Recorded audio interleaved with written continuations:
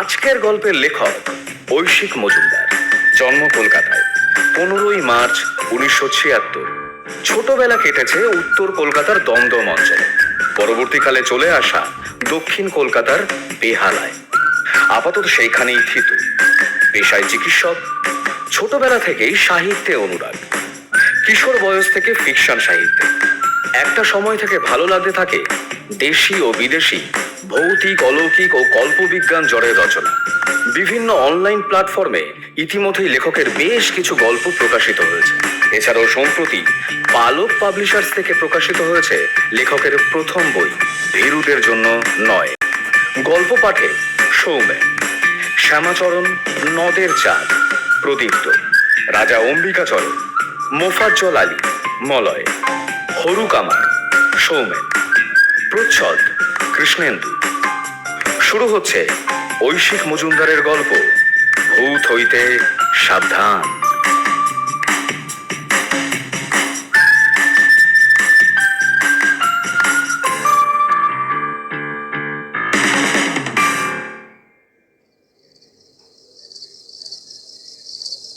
শ্যামাচরণের আর ভূতে বিশ্বাস নেই, তবে বরাবর এমন ছিল না।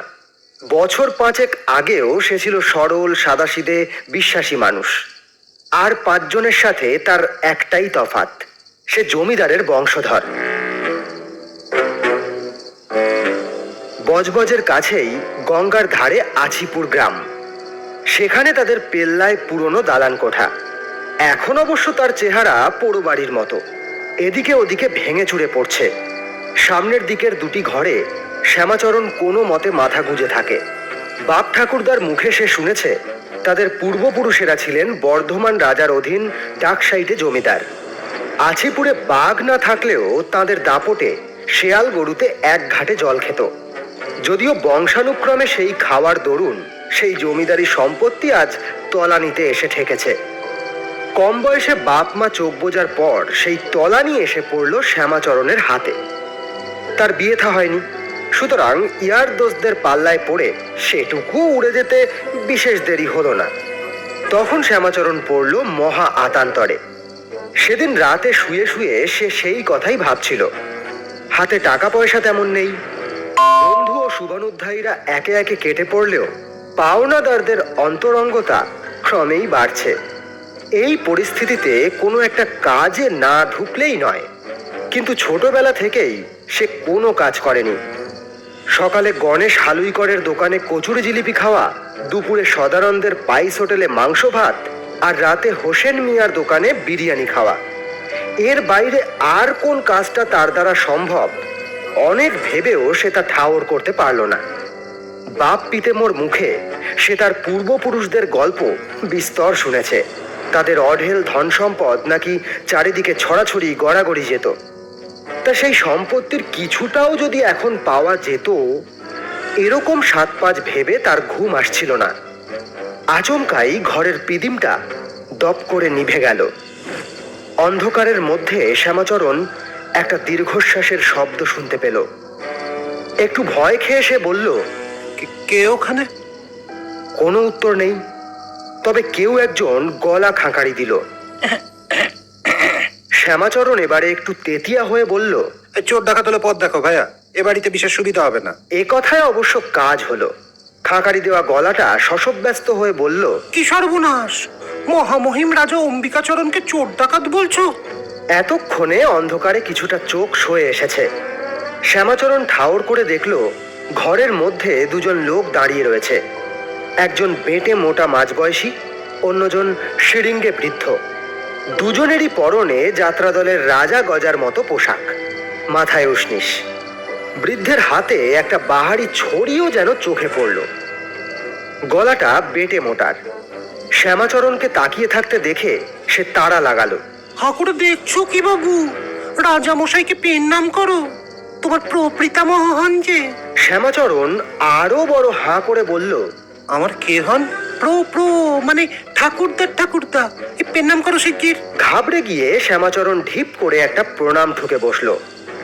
খুশিতে বৃদ্ধের চোখ ছলো ছলো। কাঁপা কাঁপা গলায় তিনি বললেন, আহা, ঠিক যেন আমার বামাচরণের মুখটা বসানো। শ্যামাচরণ আরো এক দফা অবাক হলো। বামাচরণকে? তোমার প্রপিতামহ মানে ঠাকুরদার বাবা, রাজা অম্বিকাচরণের ছেলে। বুঝলাম, কিন্তু আপনি কে? আমি এই বলে বেটে মোটা এক গাল হাসলো। আমি হলাম কে রাজা অম্বিকাচরণের ডান হাত। ময়ূরের পিছনে যেমন পেখম, বাঘের পিছনে যেমন ফেউ, রাজা অম্বিকাচরণের পেছনে তেমনি এই নদের চাঁদ মল্লিক। আসলে রাজা রাজরার ব্যাপার তো, তাদের মেজাজ মর্জি ঠিক ঠিকানা থাকতো না। আমি না থাকলে সেই মেজাজকে সামলাতো শুনি। শ্যামাচরণ একটা শ্বাস ফেলে বলল, বুঝেছি, অর্থাৎ আপনি হলেন মোসাহেব বা ভাঁড়। নদের চাঁদ এতে ভারী ক্ষুণ্ণ হয়ে বলল, প্রাকৃত ভাষার থেকে তোমার ঝোঁকটা যে একটু বেশি দেখছি বাপু। কেন, বয়স্য বলা যায় না? সে চটেছে দেখে শ্যামাচরণ কথা ঘোরাবার জন্য তাড়াতাড়ি বলল, সে তো বটেই, সে তো বটেই। তা বায়স মশাই, আপনি কি আমার ঠাকুরদার বাবাকেও চিনতেন? এতে নদের চাঁদ বেশ খুশি হলো। চিনব না? শুধু বামাচরণ কেন, তস্যপুত্র অন্নদাচরণ, অর্থাৎ তোমার স্বর্গত ঠাকুরদাও তো আমার কোলে পিঠে মানুষ। ঘটনার আকস্মিকতায় হকচকিয়ে থাকার ফলে শ্যামাচরণের মাথাটা এতক্ষণ খেলছিল না। এখন স্বর্গত ঠাকুরদা কথাটা শুনেই ধাঁ করে তার বুদ্ধি গেল খুলে। কি সর্বনাশ! আমার ঠাকুরদাই যদি মারা গিয়ে থাকেন, তাহলে ঠাকুরদার ঠাকুরদা বা তার মোসাহেব কারুরই তো জীবিত থাকার কথা নয়। তাহলে এরা কি? অজ্ঞান হবে কিনা ভাবতে ভাবতে শ্যামাচরণ কাঁপা কাঁপা গলায় প্রশ্ন করলো, আচ্ছা, আপনারা মানে আপনারা কি বেঁচে আছেন? নদের চাঁদ ভারী অবাক হয়ে বলল, বেঁচে থাকতে যাব কোন দুঃখে? নেহাত গুপ্তধনের একটা হিল্লে না করে রাজামশাই পুরোপুরি যেতে পারছেন না, আর তার সাথে আমিও আটকে আছি। ভাগ্যিস তুমি এতদিন বাদে সেই ধন দৌলতের কথা স্মরণ করলে, তাই আমরাও তোমার কাছে আসতে পারলাম। এখন তোমাকে ওই গুপ্তধনের হদিশ বাতলে দিলেই রাজামশাইয়ের ছুটি, সেই সঙ্গে আমারও। হয়তো একেবারে প্রথমে ভয় না পাওয়ার ফলেই ভয়টা এখনো শ্যামাচরণকে পুরোপুরি কাবু করতে পারছিল না। তার উপরে গুপ্তধনের কথাটাও নেহাত ফেলার মতো নয়। কৌতূহলী হয়ে সে জিজ্ঞেস করলো, গুপ্তধনের ব্যাপারটা কি? অম্বিকাচরণ মুচকি হাসলেন। নদের চাঁদও আত্মপ্রসাদের হাসি হেসে বলল, আরে সে এক ইতিহাস। ইস্ট ইন্ডিয়া কোম্পানির সাথে চীনে আফিম ব্যবসায়ীদের তখন দহরম মহরম। এরকমই এক ধনী ব্যবসায়ী টংগাছিউ ওয়ারেং হেস্টিংসের কাছ থেকে গঙ্গার ধারে 600 বিঘা জমি হাসিল করে তা চীনে সাঙ্গাতে সেখানে নিয়ে এলো। তিনি নাকি চিনির কল বানাবে। শ্যামাচরণ বাধা দিয়ে বলল, কিন্তু তার সাথে অম্বিকাচরণের গুপ্তধনের সম্পর্ক কি? আরে রোশো বাবু, সে কথাই তো হচ্ছে। তার রাজত্বে ওই চীনে ম্যানকে জমিদার, এই যে ঘোড়া ডিঙিয়ে ঘাস খাওয়া, মহামহিম অম্বিকাচরণ খেপে উঠলেন। আর রাগলে তার সাথে সিংহের তফাৎ নেই। তিনি সোজা নালিশ ঠুকে দিলেন বর্ধমান রাজার দরবারে। বর্ধমান রাজা কোম্পানিকে চিঠি লিখলেন। বেগতিক দেখে কোম্পানির টংগাছিউকে বলল অম্বিকাচরণের সাথে মিটমাট করে নিতে। টংগাছিউ তখন প্রচুর ভেট নিয়ে এসে অম্বিকাচরণের সাথে দেখা করলো। রফা হলো বর্ধমান রাজের কর বাবদ বছরে 45 টাকা সে অম্বিকাচরণের হাতে তুলে দেবে। শ্যামাচরণ এবারে ভয়ানক নিরাশ হলো। বছরে মাত্র 45 টাকা? এই মাগ্গি গন্ডার বাজারে এদিকে কি চলবে? নদের চাঁদ মহা বিরক্ত হয়ে বলল, তুমি তো ভারী অধৈর্য মানুষ বাপু। 45 টাকার কথা কে বলেছে? রাজামশাই, এই বেলায় একে আপনার সেই আশীর্বাদীটা দিন দেখি। রাজা অম্বিকাচরণ এতক্ষণ চুপচাপ পেছনে দাঁড়িয়েছিলেন। নদের চাঁদের ইঙ্গিতে এগিয়ে এসে শ্যামাচরণের গলায় কিছু একটা পরিয়ে দিলেন। শ্যামাচরণ আন্দাজে বুঝল একটা সরু সোনার চেন, তাতে একটা অদ্ভুত গড়নের লকেট ঝুলছে। অন্ধকারে হাতড়ে হাতড়ে বোঝা গেল সেটা আসলে একটা ড্রাগনের মুখ। নদের চাঁদ তার কাছে ঘনিয়ে এসে ফিসফিস করে বলল, টংগাছিউ যে ভেট এনেছিল তার মধ্যে এরকম সব গয়না ছাড়াও মেলায় হিরে জহরত ছিল। পাছে কোম্পানি নজর দেয়, তাই রাজামশাই তার মহলের চৌহদ্দির ভেতরেই গর্ত খুঁড়ে একটা পেতলের কলসিতে সেসব লুকিয়ে ফেলেন। কিন্তু চোখ বোঝার সময় তিনি কাউকে তা বলে যেতে পারেননি, তাই সেই গুপ্তধনের সন্ধান কেউ পায়নি। এখন তোমার মতো উপযুক্ত বংশধরের হাতে সে ধন তুলে দিতে পারলেই আমাদের কাজ শেষ। শ্যামাচরণ উৎসাহী হয়ে বলল, কিন্তু আমি তার সন্ধান কি করে পাবো? রাজামশাই দেখিয়ে দেবেন, ওর পিছু পিছু যাও। নদের চাঁদের এই কথার সাথে সাথেই সিনেমার মতো দৃশ্যপটের পরিবর্তন হলো। শ্যামাচরণ দেখতে পেল সে তার ঠাকুরদার সঙ্গে বাড়ির বাইরে দাঁড়িয়ে আছে। বাড়ির ভাঙাচোরা সিংহদুয়ার থেকে অম্বিকাচরণ উত্তর মুখে হাঁটা লাগালেন। গুনে গুনে ঠিক 65 পা গিয়ে তিনি বিজয় গর্বে মাটির উপরে হাতের ছড়িটা ঠুকলেন। তারপর স্রেফ হাওয়ায় মিলিয়ে গেলেন। শ্যামাচরণ বেকুবের মতো খানিক দাঁড়িয়ে রইল। এরপরে তার আর কিছু মনে নেই।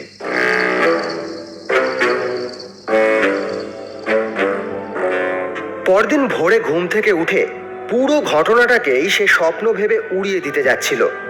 হঠাৎ তার খেয়াল হলো সে বাড়ির বাইরে ঘাসের উপরে শুয়ে আছে, গলায় সেই ড্রাগন মুখ লকেট। আর বসে থাকা চলে না। ঘরদোর ঝেড়ে ঝুড়ে যে কটা টাকা বেরোলো তাই নিয়ে সে বাজারে গেল। হরু কামারের দোকানে গিয়ে বলল, কাকা, ভালো দেখে একটা কোদাল আর শাবল দাও তো। গাঁয়ের লোক জীবনে শ্যামাচরণকে কাজ করতে দেখেনি। হরু অবাক হয়ে প্রশ্ন করলো, কোদাল শাবল দিয়ে কি হবে হে? শ্যামাচরণ সংক্ষেপে বলল, বাগান। বাড়ি ফিরেই সে রাজা অম্বিকাচরণের দেখানো জায়গায় কাজে লেগে পড়ল। কিন্তু দেখা গেল গর্ত খোঁড়াটা সে যতটা সহজ ভেবেছিল ঠিক সেরকম সহজ কাজ নয়। তেল ঘি খাওয়া নধর চেহারায় খোঁড়াখুড়ি করতে গিয়ে কিছুক্ষণের মধ্যেই সে ঘেমে নিয়ে একসা হলো। দুপুরবেলায় সূর্য যখন ঠিক মাথার উপরে, ততক্ষণে প্রায় 3 হাত মাটি কুপিয়ে ফেলে তার বুক হাঁপড়ের মতো ওঠানামা করছে। তখন পর্যন্ত এক কুচি সোনারও দেখা নেই। কিন্তু গুপ্তধন বলে কথা। খানিক জিরিয়ে নিয়ে সে আবার শুরু করলো। সূর্য যখন অস্ত যাচ্ছে তখন সে জিভ বার করে কুকুরের মতো হাঁপাতে লাগলো। ততক্ষণে গর্ত হয়েছে প্রায় 1.5 মানুষ সমান। কিন্তু হিরে জহরত তো দূরস্থান, একটা তামার পয়সাও মেলেনি। শ্যামাচরণ হতাশ হয়ে বাড়ি ফিরল। রাত্রিবেলা আবার 2 ছায়ামূর্তি তার ঘরে এসে হাজির।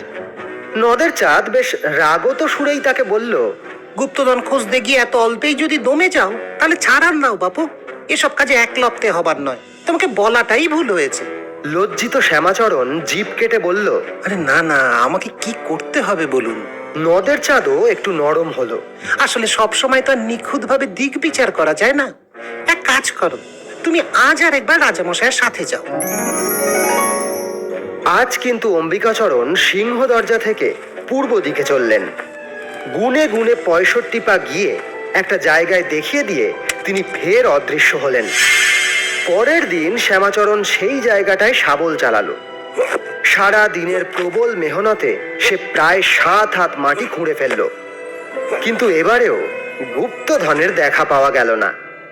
গর্তের পাশে বেশ কিছুক্ষণ গুম হয়ে বসে থেকে সে ঘরে ফিরল। সে রাতে নদের চাঁদ জিভ দিয়ে চুকচুক করে শব্দ করে ভারী আফসোসের সুরে বলল, হে, তোমার বড় হয়রান হলো। আসলে কি জানো বাপু, গুপ্তধনের হিসেব অতি সূক্ষ্ম। একটু আধটু ভুলচুক না হলে সে হিসেব মেলে না। শ্যামাচরণ একটু মিনমিন করে বলল, বলছেন? নদের চাঁদ জোর গলায় বলল, আলবাত বলছি। হয়তো আজ রাতেই রাজামশাইয়ের হিসেব একেবারে খাপে খাপে মিলে যাবে। অগত্যা শ্যামাচরণ আর একবার অম্বিকাচরণের পেছন পেছন চলল। এবারে তিনি তাকে সিংহদুয়ারের 65 পা পশ্চিমে নিয়ে গেলেন। পরদিন সেখানে শ্যামাচরণের অক্লান্ত চেষ্টায় 8 হাত গভীর গর্ত তৈরি হলো। হিরে কেন, একটা কাঁচের টুকরো তার শাবলে ঠেকল না। রাত্রিবেলা আবার প্রেতাত্মারা তার ঘরে হানা দিল। ভয়ানক খাপ্পা হয়ে শ্যামাচরণ কিছু একটা বলতে যাচ্ছে, তার আগেই নদের চাঁদ 2 হাত জোর করে কেঁদে ভাসালো।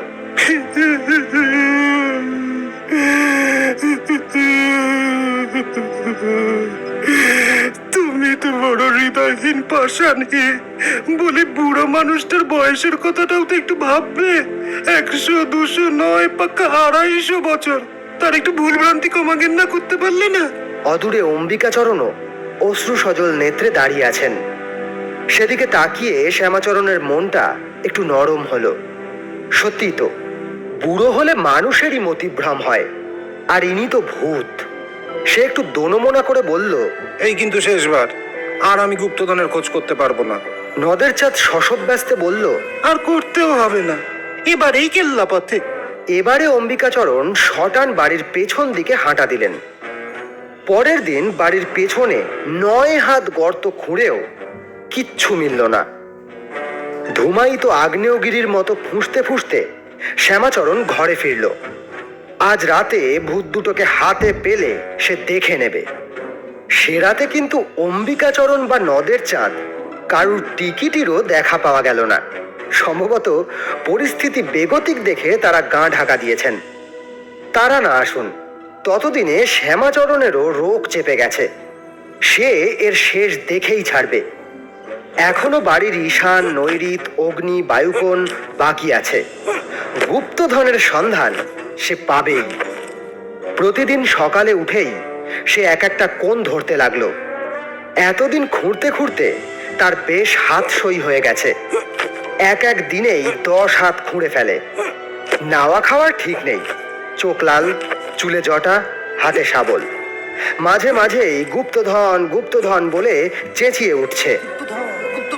শ্যামাচরণের গর্ত খোঁড়ার খবর পেয়ে গায়ের লোক ভিড় করে দেখতে এলো। প্রথম প্রথম তার কাজে কেউ বাধা দেয়নি, কিন্তু নিজের বাড়ির চারিদিকে গভীর পরিখা খুঁড়ে ফেলার পর সে যখন পড়শিদের বাড়ির উঠোনেও কোদাল শাবল নিয়ে চড়াও হতে শুরু করলো, তখন সবার টনক নড়ল। পঞ্চায়েত প্রধানের পরামর্শে সবাই মিলে শ্যামাচরণকে নদীর পাড়ে রেখে এলো। সেখানে মেলাই জমি। সে মনের সুখে অপ্রতিহত গতিতে গর্ত খুঁড়তে লাগলো, যাতে আবার ফিরে এসে উপদ্রব শুরু না করে। সেজন্য গাঁয়ের লোক পালা করে দুবেলা তার খোরাক পৌঁছে দিত। তার কাজকর্মের পথে আর কোনো বাধা রইল না। তবে কিনা এই গর্ত খুঁড়তে খুঁড়তেই তার একটা হিল্লে হয়ে গেল। নিজের 947তম গর্তটা খোঁড়ার পর সে তার ভেতরে বসেই একটু জিরিয়ে নিচ্ছিল। এমন সময় মাথার উপর থেকে একটা তারিফের গলা শোনা গেল। বাহ বাহ, সরেস গর্তখানা হয়েছে, তোমার এলেম আছে বাপু। শ্যামাচরণ মুখ তুলে দেখতে পেল গর্তের কিনারে এক বুড়ো সাইকেল নিয়ে দাঁড়িয়ে নিচে উঁকি দিচ্ছে। তার পরনে লুঙ্গি আর মাথায় ফেজ টুপি। রক্তচক্ষে সে বুড়োকে বলল, তুমি কে? গুপ্তধনের ভাগ চাও বুঝি? তড়িঘড়ি জিভ কেটে বুড়ো বলল, আরে না না, বরং তোমাকে একটা কাজ দিতেই এসেছি। শ্যামাচরণ একটু সন্দিগ্ধ সুরে বলল, কি কাজ? ধনরত্নের সন্ধান ছাড়া পৃথিবীতে আর কোনো কাজ আছে নাকি? জবাবে বুড়ো তার সাইকেলের দিকে আঙুল দিয়ে দেখালো। তার গায়ে একটা রং জ্বলা টিনের বোর্ডে লেখা রয়েছে, মোফাজ্জল আলী, অভিজ্ঞ পাতকুয়ার মিস্ত্রি।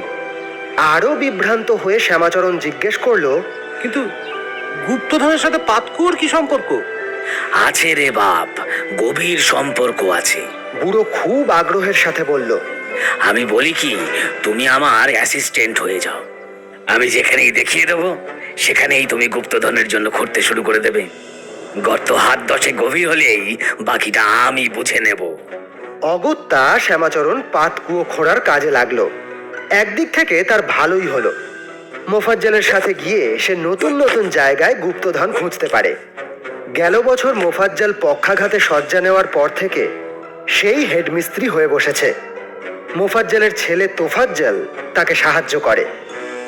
এতদিনে শ্যামাচরণ অনেকটা থিতু হয়েছে।